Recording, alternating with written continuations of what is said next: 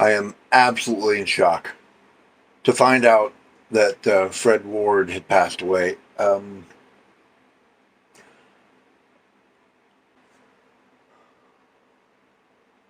don't know if you call it. It's not a man crush, but I really liked Fred Ward.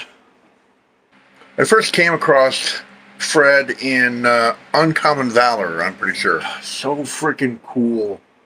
You don't want to mess with him. He'll come up and shove a knife in the back of your head and twist it around. He's my favorite character in that movie. And then it was probably Remo Williams.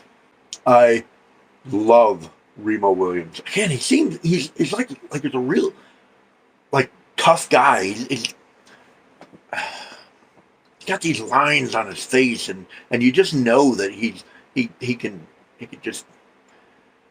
I don't even know what to say. He was this the tough cop, and then he changes, and then there's a lot more levity to him that I was used to, and I was like, oh, this is really cool. I like him a lot,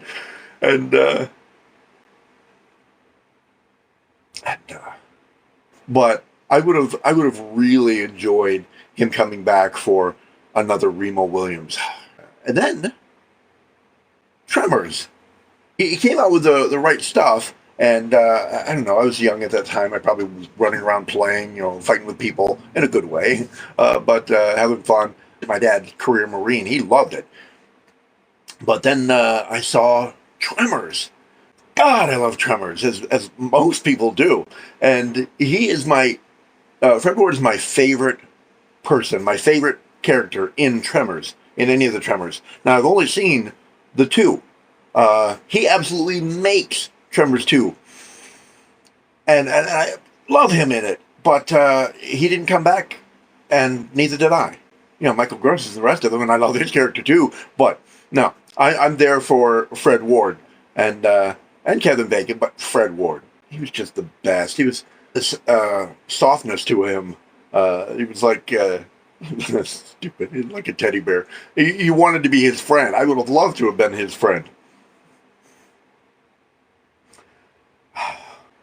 He's one of my favorite actors. I absolutely love Fred Ward, and I'm so sorry to hear that he's gone. I just rambled through all this. I'm sure my wonderful partner Bill will be able to say so much more eloquently than I did.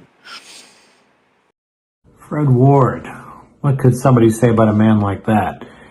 All the credits you mentioned are excellent.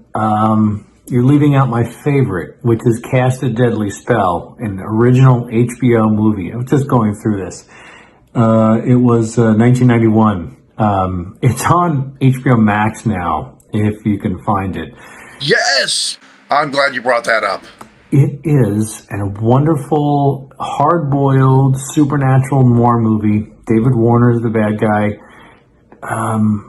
Fred Ward, we can talk about what he did better than anybody else, what he offered, the moment he occupied in American film acting that was sort of perfect for a man like him.